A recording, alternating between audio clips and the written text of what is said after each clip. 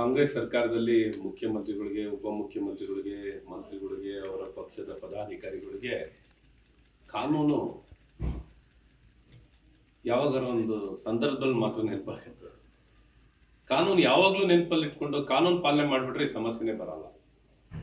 ನೀವು ಕಾನೂನನ್ನ ಪಾಲನೆ ಮಾಡದ ಕಾರಣ, ಕಾನೂನನ್ನ ಗೌರವಿಸದ ಕಾರಣ ಮನ ಬಂದಂತೆ ಒಂದು ಸರ್ಕಾರ ನಡೆಸ್ತಾ ಇದೀವಿ, ಜವಾಬ್ದಾರಿಯುತವಾದಂತ ಸ್ಥಾನದಲ್ಲಿದ್ದೀವಿ, ಆಡಳಿತವನ್ನು ಕೊಡ್ತಾ ಇದೀವಿ ಅನ್ನುವಂತ ಸ್ಥಿತಪ್ರಜ್ಞೆನೂ ಸಹ ತಮ್ಮಲ್ಲಿ ಇಲ್ಲ.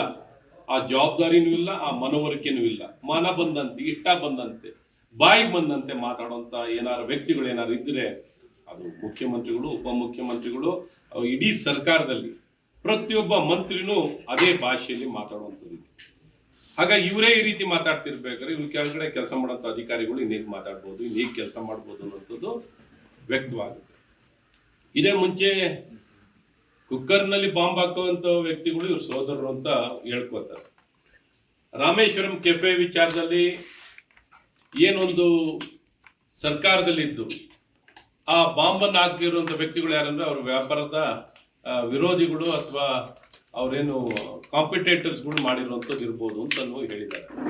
ಸೊ ಈ ರೀತಿ ಸರ್ಕಾರದಲ್ಲಿ ಇಟ್ಕೊಂಡು ತನಿಖೆ ನಡೆಯುವಂತ ಸಂದರ್ಭದಲ್ಲಿ ಇವ್ರು ಇಷ್ಟ ಬಂದಂಗೆ ನಡ್ಕೊಂಡಿದ್ದಾರೆ. ಪೊಲೀಸ್ ಸ್ಟೇಷನ್ ಬೆಂಕಿ ಇಡೋರಿಗೆ ಕೇಸ್ ವಿಡ್ರಾವಲ್. ಪ್ರತಿಯೊಂದು ಸಂದರ್ಭದಲ್ಲೂ ಇವ್ರು ನಡ್ಕೊಂಡಿರುವಂಥದ್ದು. ವಕ್ಫ್ ವಿಚಾರದಲ್ಲಿ ಒಂದು ಕಾನೂನು ಇದೆ, ಆಯ್ತು, ಬಾಬಾ ಸಾಹೇಬ್ ಅಂಬೇಡ್ಕರ್ ಕೊಟ್ಟಿರುವಂತ ಈ ಸಂವಿಧಾನದಲ್ಲಿ ಎಲ್ಲರೂ ವಕ್ಫಿನ ವಿಚಾರದಲ್ಲಿ ಇದೆಯಾ? ಈ ರೀತಿ ರೈತರ ಜಮೀನು ಯಾವ ರೀತಿ ವಕ್ಫ್ ತನ್ನ ಆಸ್ತಿಯನ್ನಾಗಿ ಮಾಡ್ಕೊಂಡಿದೆ. ಇವತ್ತು ಯಾರೋ ಸಮುದಾಯದಿಂದ ಜನರು ವಕ್ಫಿಗೆ ದಾನ ಮಾಡೋಂಥದ್ದನ್ನ ಅದು ವಶಕ್ಕೆ ಪಡ್ಕೊಳ್ಳೋದಿಲ್ಲ.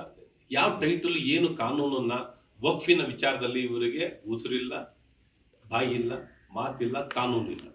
ಇಂಥ ಸರ್ವಾಧಿಕಾರ ಇರುವಂತ ವಕ್ಫ್ ಕಾಯ್ದೆ, ಕಾನೂನು ಯಾವ ರೀತಿ ಜನ ವಿರೋಧಿಯಾಗಿದೆ ಅನ್ನೋಂಥದ್ದು ಬಹಳ ಸ್ಪಷ್ಟವಾಗಿ ನಮ್ಮ ನಾಡಿನ ಜನರು ಈ ವಿಚಾರದಲ್ಲಿ ಪೂಜ್ಯ ಸ್ವಾಮಿಗಳು ಏನೊಂದು ಜನರಿಗೆ ಆಗ್ತಿರುವಂತ ಅನ್ಯಾಯ, ಅವ್ರಿಗಾಗ್ತಿರೋ ಅನ್ಯಾಯ ಅಲ್ಲ, ಇಡೀ ಸಮಾಜಕ್ಕೆ ಆಗ್ತಿರುವಂತ ಅನ್ಯಾಯವನ್ನ ಬಹಳ ಸ್ಪಷ್ಟವಾಗಿ ವ್ಯಕ್ತಪಡಿಸುವಂತದ್ದಾಗಿದೆ. ನಿಮ್ಗೆ ಈ ರೀತಿ ವಿಚಾರಗಳು, ಮತ ಇನ್ನೊಂದು ಮತ್ತೊಂದು ಇರುವಂತದ್ರಲ್ಲಿ ಈ ರೀತಿ ಓಲೈಕೆ ರಾಜಕಾರಣವನ್ನ ಮಾಡಿದ್ದೀರಾ ಅನ್ನೋಂಥದ್ದನ್ನ ಅವ್ರು ವ್ಯಕ್ತಪಡಿಸಿದ್ದಾರೆ. ಹಾಗಾಗಿ ಅವರು ಒಂದು ಹೇಳಿಕೆಯನ್ನು ಕೊಟ್ಟಿದ್ದಾರೆ. ಈ ಹೇಳಿಕೆಯನ್ನು ಕೊಟ್ಟು ಮರುದಿನವೇ ವಿಷಾದವನ್ನು ವ್ಯಕ್ತಪಡಿಸಿದ್ದಾರೆ. ಇವರಂಗೆ ಬಂಡರಾಗಿಲ್ಲ, ಇವರಂಗೆ ಮಾತಾಡಿದೇನೆ ಸರಿ ಅನ್ಕೊಂಡು ಬಂಡರಾಗಿ ಹೋಗಿದ್ರು. ಇವತ್ತು ಪಾಕಿಸ್ತಾನ್ ಜಿಂದಾಬಾದ್ ಅಂತ ವಿಧಾನಸೌಧದಲ್ಲೇ ಇದೇ ಒಬ್ಬ ನಾಸಿರ್ ಅಹಮದ್ ಅವರು MP ಆಗಿ ರಾಜ್ಯಸಭಾ ಎಲೆಕ್ಟ್ ಆದಾಗ ಅದನ್ನು ಡಿಫೆಂಡ್ ಮಾಡ್ಕೊಂಡಿದ್ರು. ಅವ್ರನ್ನ ಯಾಕೆ ಉಚ್ಚಾಟನೆ ಮಾಡಿಲ್ಲ? ಎಷ್ಟು ಸಂದರ್ಭ, ಒಂದೆರಡು ಔರಂಗಜೇಬ್ ಅವರ ಒಂದು ಪ್ರತಿಮೆ, ಇನ್ನೊಂದು ಮತ್ತೊಂದು, ಇವನ್ನೆಲ್ಲ ಪ್ರದರ್ಶನವನ್ನ ಮಾಡ್ಕೊಂಡು ಬಂದಾಗ ಇವರಿಗೆ ಕಾನೂನು ಇರ್ಲಿಲ್ವಾ? ಯಾವ ರೀತಿ ಇದ್ದಾರೆ ಇವರು? ಯಾವ ಸರ್ಕಾರನ ಇದೆ? ಸರ್ಕಾರಕ್ಕೆ ಏನಾದ್ರು ಗೌರವ ಇದೆಯಾ? ಏನಾದ್ರು ಒಂದು ಭ್ರಷ್ಟಾಚಾರ, ಒಂದು ಎಕ್ಸೈಸ್ ಡಿಪಾರ್ಟ್ಮೆಂಟ್ ಭ್ರಷ್ಟಾಚಾರ ಹೇಳಿದ್ದಾರೆ, ಸೀಟ್ ಕೊಂಡು ಕೂತಾರೆ. ಅಥವಾ ಮೂಢ ಭ್ರಷ್ಟಾಚಾರ ಹೇಳ್ತಾರೆ, 5,000 ಕೋಟಿ ಸೀಟ್ ಕೊಂಡು ಕೂತಿದ್ದಾರೆ.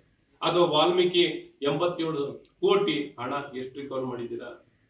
ಅದನ್ನು ಚಾರ್ಜ್ ಶೀಟ್ ಅಲ್ಲಿ ಏನಾರು ನೀವೇನಾರ ಕಾನೂನು, ನಿಮ್ಗೆ ಏನಾರು ಒಂದು ಕಾನೂನು, ತುಂಬಾ ನಿಮ್ಮನ್ನ ಸಾಷ್ಟಾಂಗ ನಮಸ್ಕಾರ ಹಾಕ್ಬಿಡ್ತೀನಿ. ನೀವೇನಾದ್ರು ಕಾನೂನು ಗೌರವಿಸಿ ಬಹಳ ಉತ್ತಮ ಕಾನೂನು ಪಾಲಕರಾಗ್ಬಿಟ್ರೆ ನನ್ನ ಸಾಷ್ಟಾಂಗ ನಮಸ್ಕಾರ. ಸನ್ಮಾನ್ಯ ಮುಖ್ಯಮಂತ್ರಿಗಳೇ, ನಿಮ್ಮ ಉಪಮುಖ್ಯಮಂತ್ರಿಗಳು ಅಂತೂ ವಿಶೇಷವಾಗಿ ನನ್ನ ನಮಸ್ಕಾರಗಳು ಸಲ್ಲಿಸ್ತೀನಿ. ಆದ್ರೆ ನೀವು ಯಾವತ್ತೂ ಕಾನೂನು ಪಾಲನೆ ಮಾಡಿದವರಲ್ಲ. ಸ್ವಾಮೀಜಿಯವರು ಆಯ್ತು ಕಾನೂನು ನೀವು ಪಾಲನೆ ಮಾಡಿ, ಯಾರು ನಿಮ್ಗೆ ತಡೆದಿಲ್ಲ.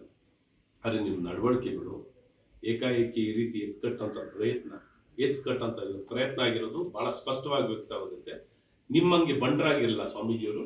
ಏನೊಂದು ಹೇಳಿಕೊಟ್ಟಿರೋಂಥ ಹೇಳಿಕೆಗೆ ವಿಷಾದ ವ್ಯಕ್ತಪಡಿಸಿದ್ದಾರೆ. ಹೋಗಿ ನೋಟಿಸ್ ಕೊಟ್ಟಿರೋದಕ್ಕೆ ಉತ್ತರ ಏನು ಹೇಳಿದ್ದಾರೆ ಸ್ವಾಮೀಜಿಯವರು? ನಾನು ಅನಾರೋಗ್ಯವಾಗಿದ್ದೀನಿ, ನಾನು ಹುಷಾರಿಲ್ಲ, ನನ್ನ ಆರೋಗ್ಯ ಪರಿಸ್ಥಿತಿ ಚೆನ್ನಾಗಿಲ್ಲ, ಬನ್ನಿ ಉತ್ತರ ತಗೊಳ್ಳಿ, ಕೊಡ್ತೀನಿ. ಏನ್ ನಿಮ್ಗೆ ಉತ್ತರ ಬೇಕಾಗಿರೋ ನಿಮ್ಮ ನೋಟಿಸಿಗೆ ಉತ್ತರ ತಾನೇ ತಗೊಳ್ಳಿ ಅಂತ ಹೇಳಿದ್ದಾರೆ. ಆ ಉತ್ತರವನ್ನು ಕೊಡ್ಲಿಕ್ಕೆ ಇದ್ದಾರೆ. ಈ ರೀತಿ ಇವ್ರ ನಡವಳಿಕೆಗಳು ಏನಿದೆಯೋ ಕಾನೂನು ಪಾಲನೆ ಮಾಡೋದು ಗೊತ್ತೇ ಇದೆ.